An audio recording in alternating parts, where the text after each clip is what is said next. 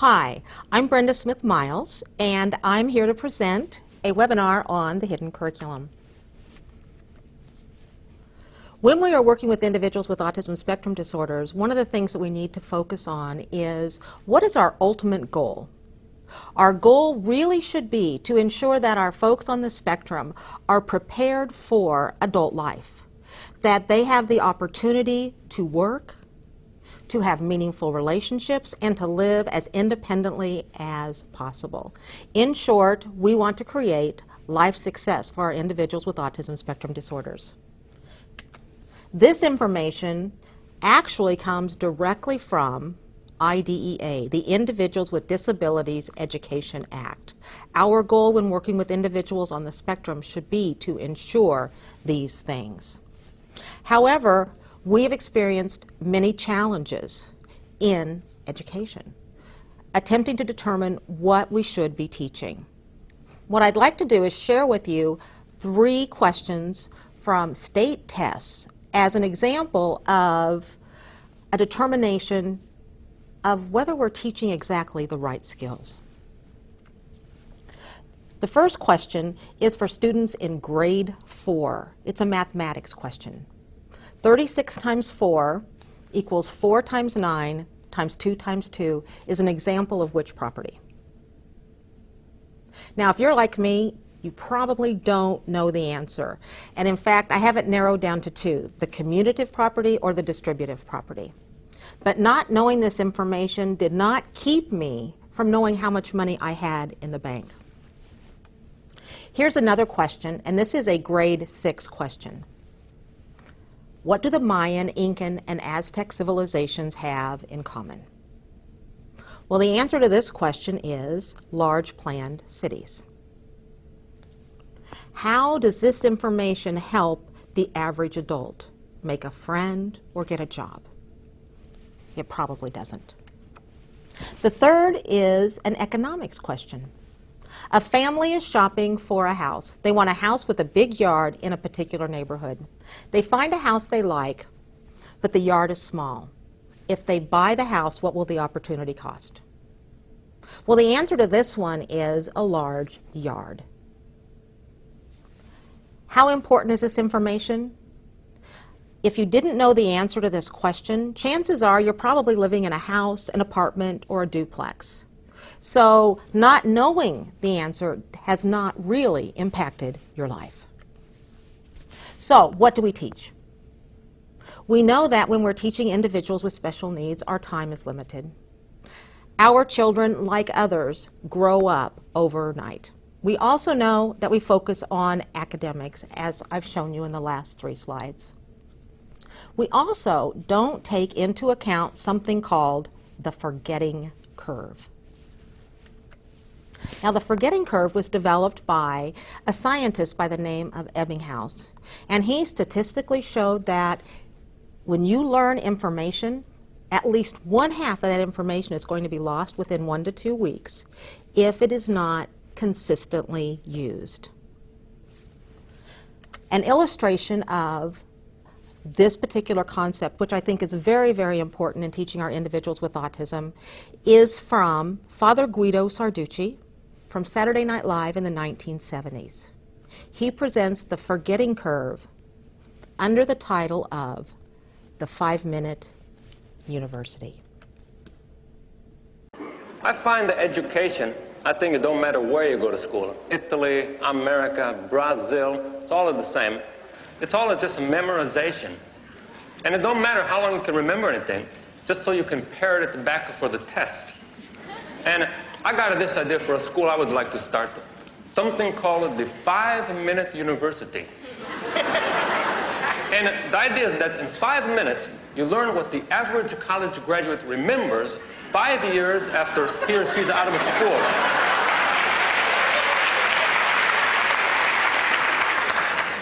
With the cost of like $20. That might seem like a lot of money, $20 just for 5 minutes. But that's for like a tuition, cap and gown rental, graduation picture, snacks, everything included. You know, like in college, you have to take a foreign language. Well, at the 5-Minute University, you can have your choice. Any language you want, you can take it. Say if you want to take Spanish, what I teach you is, ¿Cómo está usted? That means, how are you? And the answer is, muy bien, means very well. And believe me, if you took 2 years of college Spanish, 5 years after you're out of school, ¿Cómo está usted? Muy bien, about all you're going to remember.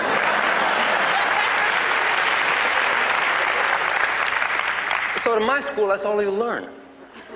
You see, you don't have to waste your time with the conjugations, vocabulary, all that junk.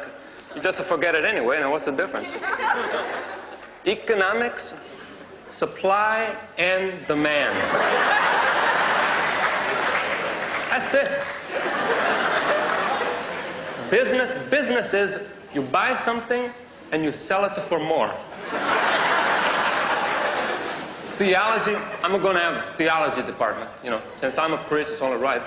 And what you have to learn in theology is the answer to the question, where is God? And the answer is, God is everywhere. Why? Because he likes you.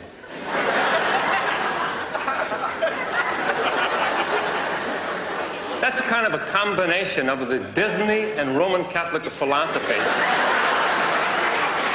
It's just a perfect for the late 70s or early 80s, Just a perfect. Well, after the courses are all over, then it's a time for a little Easter vacation. No time to go to Fort Lauderdale. Only lasts like 20 seconds. But what I do for you, I like to turn on a sun lamp. I give you a little glass of orange juice. That's the snack part, orange juice. And then after vacation, after you swallow it real quick, then it's a time for the final exams. I say to you, ¿Cómo está usted? You say, muy bien. Where is God? The God is everywhere. Economics is supply and demand. Then I put on your cap and a gown. I get out to my Polaroid camera, make a little snap a flash a picture for you. I give you the picture. You give me $20, I give you a diploma, and you're a college graduate, ready to go.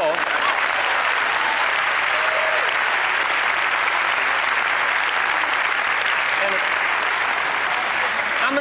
I'm not sure, but I'm pretty sure, right next door to the 5-Minute University, I might have opened up a little law school. You got another minute?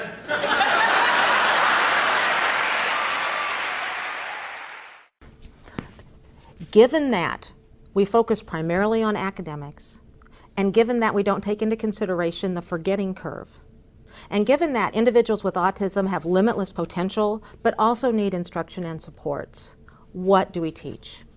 One of the areas that I think we should teach is something called the hidden curriculum.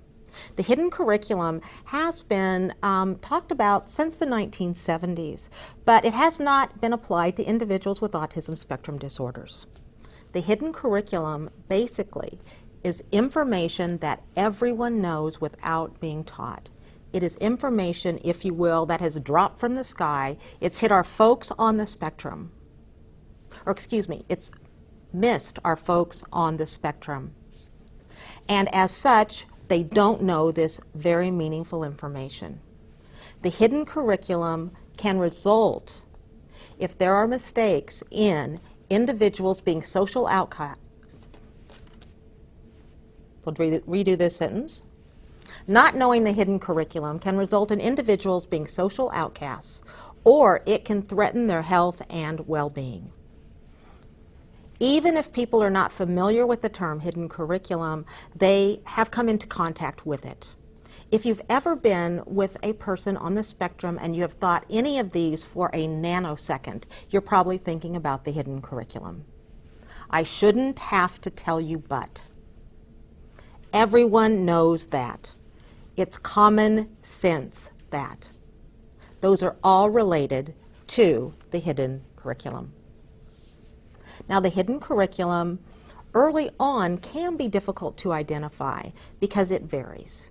It varies across age of the individual. It varies across who you are with. It varies across gender and culture. For example, we know that The way 6-year-olds interact with each other is significantly different than the way 18-year-olds interact with each other. We know that, for example, if a child is talking to an adult, the words that he or she should use are different than those when he or she is with same-age peers. There's a hidden curriculum in every environment. There's a hidden curriculum in school. Quite often, if you hear the term expectations or you hear the term assumptions in a school setting, you're talking about the hidden curriculum. Our individuals on the spectrum generally have difficulty picking up information from the environment. For example, there's a hidden curriculum about how to dress. There's a hidden curriculum of, if you want to talk in class, how to do that without getting caught. There's even a hidden curriculum of cursing for individuals in middle school and high school. And that hidden curriculum is not do not curse. That hidden curriculum is, if you're going to curse, look around first and make sure that there is no adult present. Now, I'm not advocating teaching cursing to our adolescents, but one of the things that we need to recognize is quite often the hidden curriculum has to do with those real life behaviors that we often forget about teaching. There's a hidden curriculum in the community. For example, there is a hidden curriculum that has to do with the grocery store. If you are looking at an item on the shelf and a person comes up next to you and says, "Excuse me," how do you interpret that? Well, if you're being very literal, your interpretation could be one thing, and if you're not being literal, it could be another. I have a good friend who has autism, and we talk a lot about the hidden curriculum. She called me one time and asked me to explain what happened to her in a grocery store. She has many allergies, and so when she grocery shops, she reads every ingredient. She's at the store, she's reading ingredients. A woman comes up to her and is standing next to her and says, "Excuse me." Okay. My friend turns to her and says, "Oh, that's okay." She continues to read the can. The woman said, again, a little louder, my friend told me, "Excuse me." And my friend again replied, "Oh, really, it's okay." Well, finally, the woman said a third time, somewhat loudly, "Excuse me," and my friend decided that more information needed to be given to the woman. So she turned to her and said, "It's okay if you passed gas. You have on a heavy coat, and if it smelled, I didn't notice it at all." Well, she didn't understand that hidden curriculum item in the grocery store, which is, if someone is standing next to you and says, "Excuse me," what they are really saying is, "I would like to be in the place where you are standing. Can you step aside?" Something that we often do not think about teaching, but is it important? There's a base of literature growing about the hidden curriculum in the community having to do with romance and individuals with autism spectrum disorders. What is the difference between getting to know someone and stalking them? It can be perceived as a continuum of behaviors. There's a hidden curriculum also in the legal system. I saw a television special about 2 years ago. It was on 60 Minutes or 2020. And there was an adult who was being questioned by a detective at a police station. And you could see that the adult was fatigued. And he was answering questions. The police officer told this man that if he would just confess, he could go home. And of course, this man, wanting to go home, confessed. Did he get to go home? No. Also, did he do the crime? No. He didn't understand that hidden curriculum rule of, if you're being questioned by a police officer or a detective, ask for an attorney, do not admit guilt, even if you happen to do what you're being accused of. I know an adult with autism who is extremely brilliant. He told me once that he was pulled over for speeding, and he was speeding. And the police officer approached his vehicle, asked him for his driver's license and his automobile registration. And this man gave that information to the police officer. The police officer went back to his vehicle to do that check that they do. And our man, thinking the transaction was over, drove away.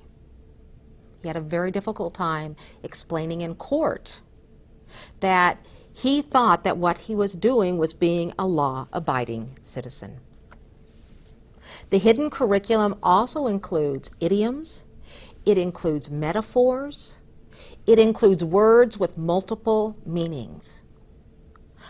I was observing a social skills group at an elementary school recently, and the speech path was talking about definitions of words. She was setting up a board game for the kids to play, reviewing vocabulary. And one of the words that she used was rules. We have rules for the game. Well, as she was talking to the students, one student thought that the term rules only applied to games, that they didn't apply to any other situation. So he thought that every time the teacher said, "These are the rules in class," that it meant these are the rules when I'm playing a board game. And so he broke rules all the time without realizing that he was doing that. We also know that when you're looking at the hidden curriculum, as much as possible, you try to teach those hidden curriculum items up front. But on some occasions, what you need to do is, after a hidden curriculum error has occurred, to go back and to revisit that with the individual with autism in order to help them understand. I'd like to share with you a story from one of my former students, Carrie Mahaffey Mataya, who is a consultant in Alabama for individuals with autism spectrum disorders. One of her young clients, 8 years old, had a special interest in penguins. And as many parents do when their child has a special interest, the parent supported that interest. And so this little guy had a penguin hat and a penguin backpack, a penguin shirt, and as often as possible they would go to the neighboring aquarium.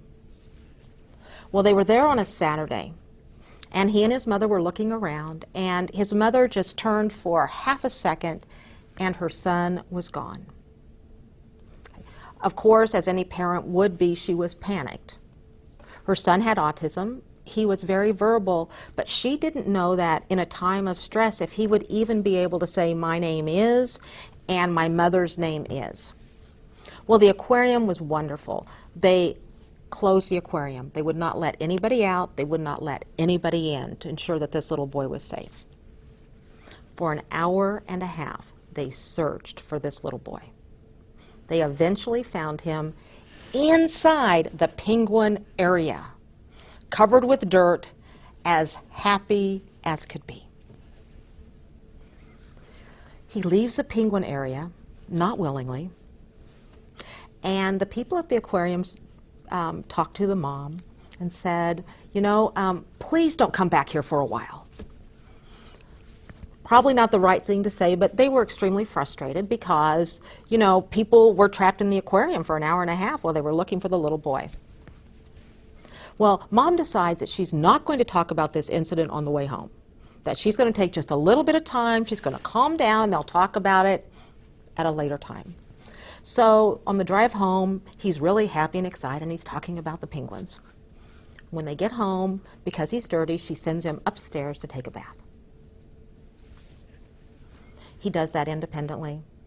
She hears the water, and then she hears some unusual sounds coming from the bathroom upstairs. She goes upstairs to check it out, and there is a penguin in the bathtub. Somehow this 8-year-old boy had gotten a penguin into his backpack, and the penguin was quiet all the way home. The hidden curriculum rule that he did not know, which is one his mother had to teach him, was that you can't bring animals home from an aquarium, a zoo, or a petting zoo. Something she hadn't thought that she needed to teach up front. But for him, a very important piece of information. When we teach the hidden curriculum, we need to determine how much detail is needed for our individuals with autism spectrum disorders. Some hidden curriculum items can be presented in 2 minutes. Others require a bit more detail. As an illustration of detail, I would like to share with you a brief scenario from one of my favorite books by Judy Endo. Judy has an autism spectrum disorder. She's one of the smartest people I know. She has a master's in social welfare. However, her autism was considered to be so severe when she was an adolescent that she was institutionalized. Judy and I often talk about the hidden curriculum, and if she has a question, she will text me or she'll call me. And I must add that I do the same thing if I have questions. Well, Judy had the opportunity to be upgraded to first class. She'd never been in first class before. She didn't know what the rules were. And so she texts me, and what I would like to do is read to you our texts back and forth about what to do to upgrade to first class so that you can get an idea of how much detail may be needed for a situation. Judy texts, "Help, upgraded to first class. What do I need to do?" I text, "You board first, and you will be well taken care of. You will probably be offered extra food and drinks. They will also offer to hang up your coat. First class has its own bathroom." She says, "Already boarded. Love the extra room. Been asked if I want a drink. I said no because I wasn't sure of the protocol." I said, "You can say yes to a drink as many times as you wish." "Judy, I don't see a bathroom." I said, "It's in the front." Judy asks, "What are the choices? Am I allowed to ask or am I meant to know?" "Choice?" I ask. Judy says, "Drinks." I responded, "You can ask what they have. Also, drinks are usually listed in the back of the airline magazine in the seat pocket in front of you. I would suggest asking." Judy says, "Good to know." I said, "You can also request a drink by saying, 'May I have something to drink?'" Judy responds, "Number 1, figure out where the bathroom is. 2, drink. Genius, woman. Was going to ask if there was a special button to push for requesting a drink." And I said, "No light for the drink, but perhaps one for the bathroom. There might be a sign in the center near the front of the plane. Look for a flat door. That's the bathroom. Not the one where the pilot sits." And Judy says, "Is it okay to ask the flight attendant when she comes by where the bathroom is? Don't want to look too much like Sheldon here."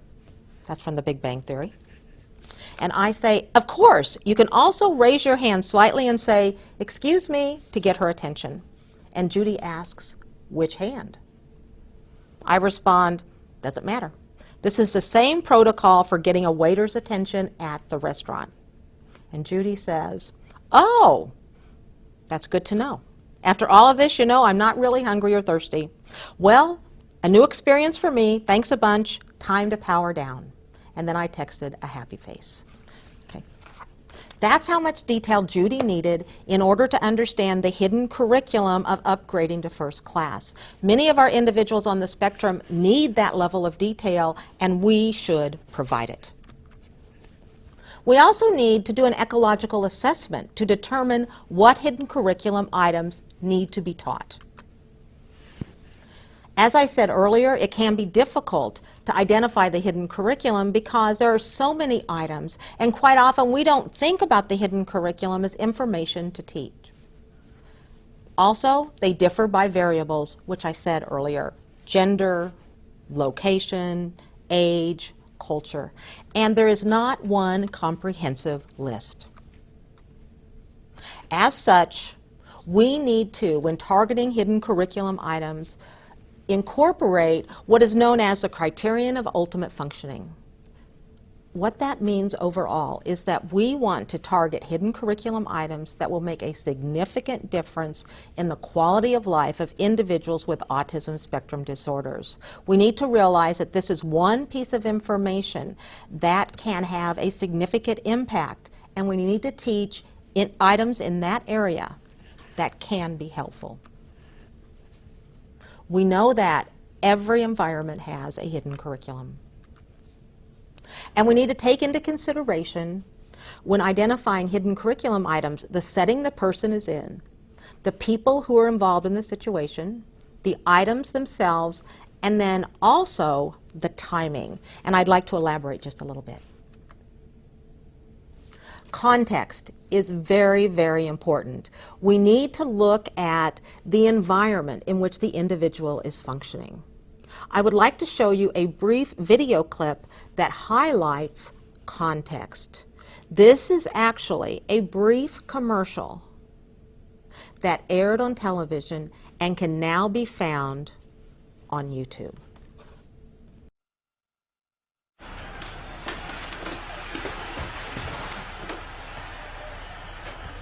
Dude.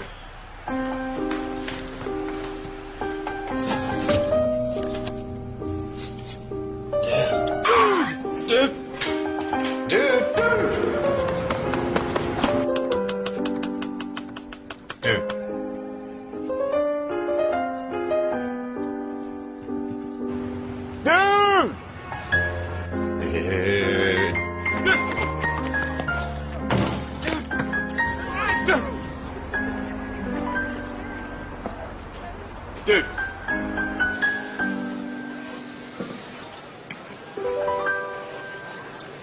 Dude. In that brief video clip, the word dude was used 13 times with 13 different meanings. The meaning was understood by understanding the context or the environment in which the word dude was said. For individuals with autism spectrum disorders who have difficulty analyzing context, they may think that that term had one meaning for all settings. It does not. Next, look at the question, how was your weekend? That's a relatively simple question that you would think would have no rules associated with it. But it has significant rules. For example, you can ask, how was your weekend on Monday or Tuesday? But on Friday, are you going to ask someone how their weekend was? Probably not. Also, a hidden curriculum item would be that you would ask an individual one time. You would not ask an individual every day how their weekend was. Also, you're going to have to look at when it's appropriate to ask, how was your weekend? Prior to a meeting or just as you're getting ready to start work, it's probably appropriate. But if you are immersed in a work task, that probably is not the time to ask that question. The setting needs to be identified.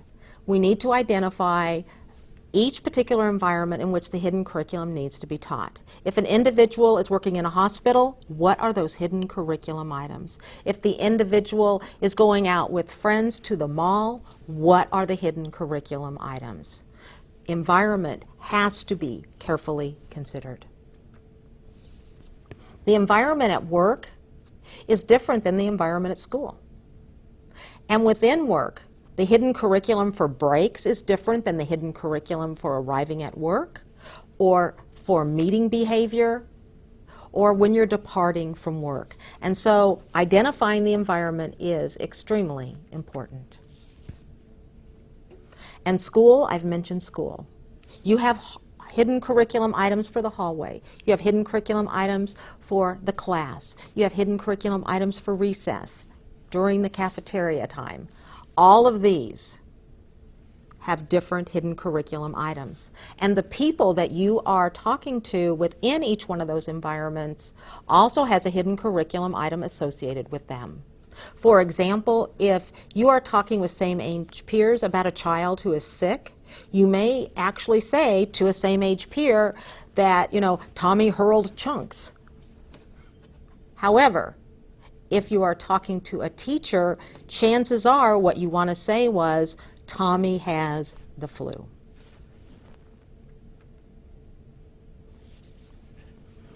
The people at work also need to be considered.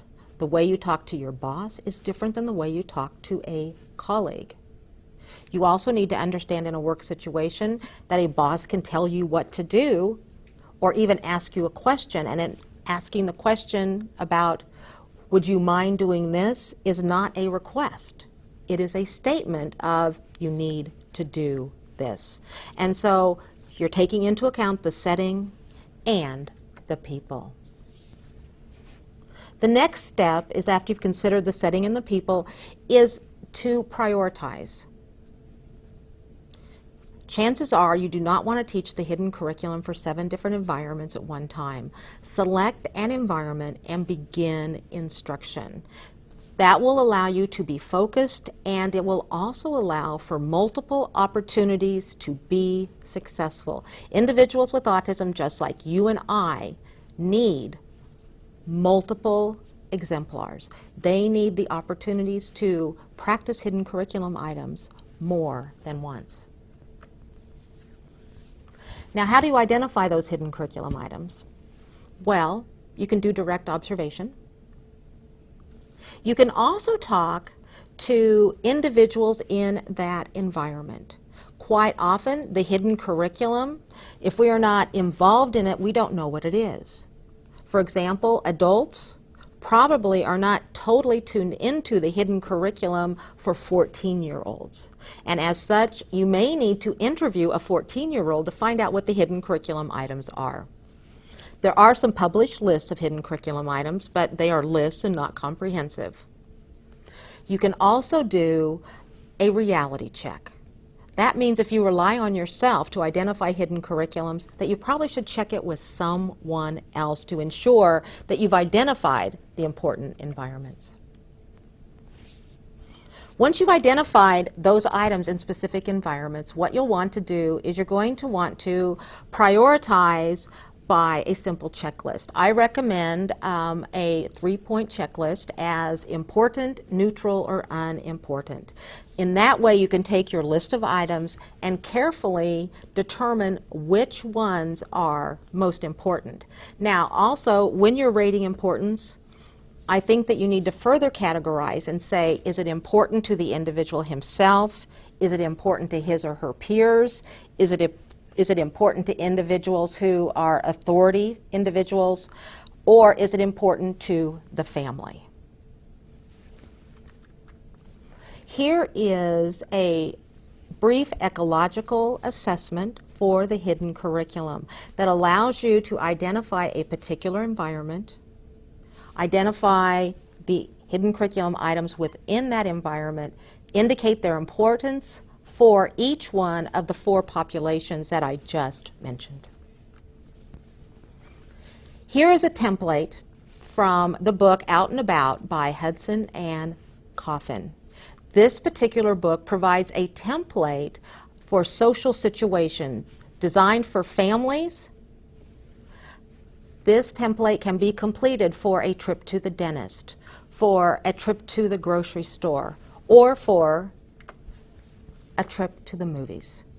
Here is an out and about template filled out for Malik going to the movies. And you'll notice that it contains a number of categories, including the waiting plan, communication, social supports needed, visual supports needed, and then the hidden curriculum. For Malik, the hidden curriculum indicates explaining how to act at the movies with friends, and the desired outcome is fitting in with the guys. And so this particular template says or communicates that the hidden curriculum is built into an activity. And if you're teaching a particular activity, you may want to consider the hidden curriculum. Here's another template that can be used by Loomis from a book called Staying in the Game.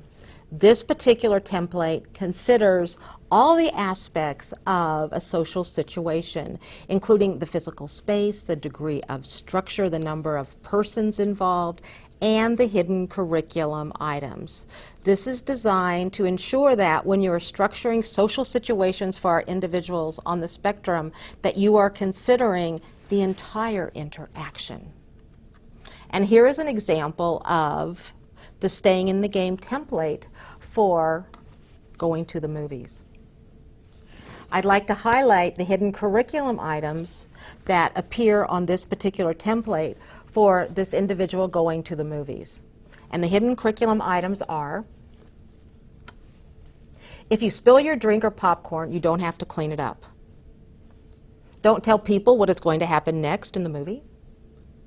Talk before the movie begins and after the credits start.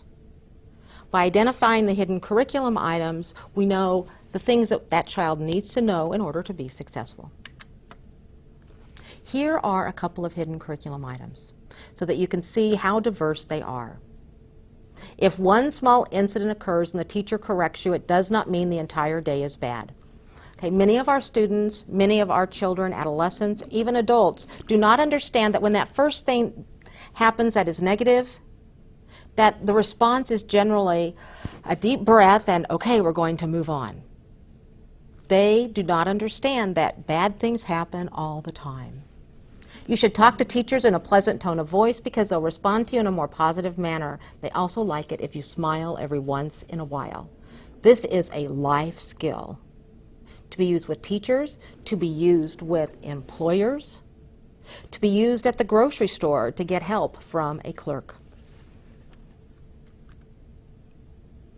When your teacher gives you a warning about behavior and you continue that behavior, you're probably going to get in trouble. If you stop the behavior immediately after the first warning, you probably won't get in trouble.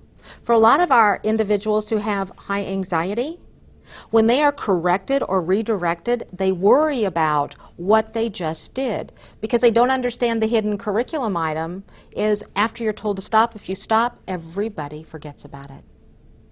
Do not tell other students they smell and need to wear deodorant. Another hidden curriculum item is about physicians, something that most of us know without being taught. Doctors will not help you if you arrive late, but they will make you wait. So bring along something to do. This item is on here because an adult on the spectrum I know arrived for his appointment, first appointment of the day. The physician, however, was delayed by almost an hour. He had a surgery in the morning that did not go as planned. When the man on the spectrum is escorted back to see the doctor, he demanded that the doctor pay him an hour's worth of his wages. He was so sincere in his demands that he was escorted from the doctor's office and asked never to come back. What did he do wrong? Well, he didn't understand the hidden curriculum item. It's almost always better not to give unsolicited information on how someone could improve their look or work performance. Quite often, individuals on the spectrum will think that they are being helpful, and they don't realize that sometimes information is not wanted. A good friend of mine on the spectrum, as an example, recently emailed me a diet that she thought would be very effective for me. Well, she's probably right, but I didn't ask her for the diet. A compliment is almost always a good thing, but know what body parts can be complimented. This information is on here because a man on the spectrum I know was on an elevator with his mother. A woman gets on the elevator. Our man finds this woman very attractive and decides to compliment her. So he looks at her and says, "I like your breasts." Well, now, luckily, his mother was there to do damage control. But if you think about this situation, they're in an enclosed environment. The woman is trapped, and here is a man who's engaging in behavior that can only be called creepy. He was sincerely complimenting her. Excuse me, say that again. He was sincerely complimenting her, but he didn't know that there are certain body parts that should not be complimented in public. What we know is that if we ensure that individuals with autism have the skills to be successful in the environment, that their potential is limitless. To close this presentation, I would like to share with you information from a book called Could Do Better. This book is a list or a diary of teachers' comments about individuals when they were students in school. Here's the first one. Okay. Though he seems to view his schoolmasters with Olympian contempt, the present illusion is shattered by a display of abominable ignorance. Who was a student? Well, these behaviors did not impact him in a way that was significant. And in fact, he won a Nobel Prize in chemistry. This student is a constant trouble to everyone and is always in some scrape or another. He cannot be trusted to behave himself anywhere, and he has no ambition. Who was this student? Sir Winston Churchill. This teacher said that this student is inclined to be troublesome and disobedient. Ken Follett, the novelist. This teacher reported that this student has done ill, showing little or no ambition, especially in math, which had no impact on him whatsoever in writing the Winnie the Pooh series. And finally, this teacher reported that this student would be a very good pupil if she lived in this world. Dame Judith Dench. In summary, we do not know the potential of our individuals with autism. It is indeed limitless. We can help ensure that potential by teaching information that is valid, is valuable to the environments our children are in. That information includes many facets, such as the hidden curriculum. Thank you very much.